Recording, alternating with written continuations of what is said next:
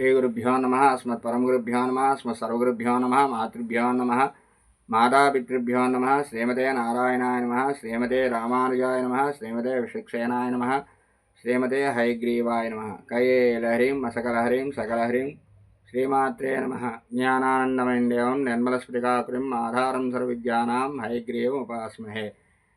నిన్నటి వరకు 88 శ్లోకాలు చెప్పుకున్నాము. 89 శ్లోకాలు అయ్యాయి. ఈరోజు 90 శ్లోకంలో ఆది శంకరాచార్యులు గారు అమ్మవారి తాలూకా పాదాలని, అలాగే ఆవిడ పాదాలని ఆశ్రయించాలనే కోరికని కూడా మనకి ఈ శ్లోకంలో వర్ణించడం అనేది జరిగింది. దదానే దీనేభ్యః శ్రియమనిసమాసానుసదృశీం అమంద సౌందర్య ప్రకరమకరందం వికిరతి నవాస్మిన్ దారస్తభక సుభగే యాతు చరణే నిమజ్జన్మజ్జీవః కరణచరణైః షట్చరణతాం దదానే దీనేభ్యః శ్రియం అనిసం ఆసానుసదృశీం అమందం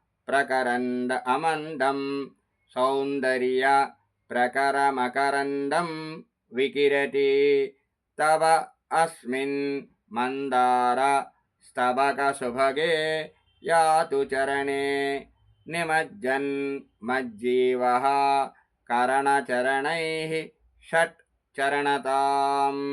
హే దేవి, దీనేభ్యః దీనుల కొరకు, దరిద్రుల కొరకు, ఆశాను సదృశీం ఆశా వారి కోరికను, అనుసదృశీం తగినటువంటి విధముగా, శ్రియం సంపదను, లక్ష్మిని ఐహిక సంపదను, మోక్షలక్ష్మిని, అనిసం ఎల్లప్పుడూ, దదానే ఇచ్చుచున్నదియును, అమందం అధికమైన సౌందర్య లావణ్యము యొక్క, ప్రకర సమూహము అనే, మకరందం పూరేనను పుష్పరసాన్ని, వికిరతి వెదజల్లునున్నదియు, మందారము అనే కల్పవృక్షము యొక్క స్తబక పూలగుత్తి వలె, శుభగే సుందరమైనదియు అయిన, అస్మిన్ ఈ కనబడే, తవ నీ యొక్క, చరణే పాదమునందు, కరణ చరణై పంచ జ్ఞానేంద్రియములు, మనస్సు అనే 6 ఇంద్రియములు పాదములుగా గల, త్వక్ చక్షు శ్రోత్ర జిహ్వాఘ్రాణ మనస్సు అనే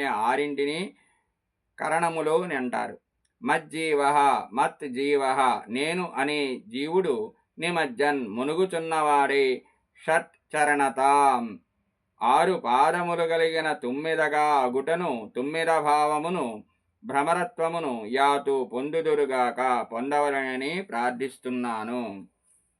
ఓ దేవి భగవతి, నీ పాదపద్మము దీనులకు అందరికీ వారి కోరికలకు తగినట్టుగా ఎల్లప్పుడూ ఐహికాముష్మిక సంపదలను ఇస్తుంది. అధికమైన లావణ్య సమూహము, లోకోత్తర సౌందర్యము అనే మకరందాన్ని పూదేనియను వెదజల్లుతుంది. కల్పవృక్షము యొక్క పూలగుత్తి వలె అది సుందరమైనది.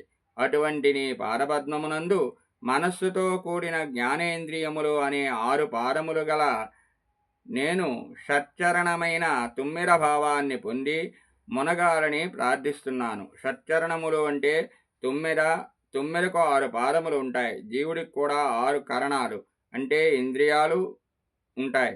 పంచ జ్ఞానేంద్రియాలు మనస్సు అనేవి.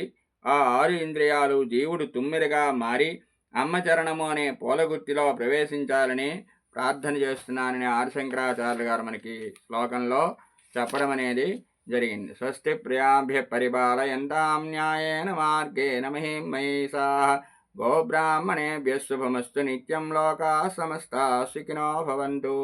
స్వస్తి.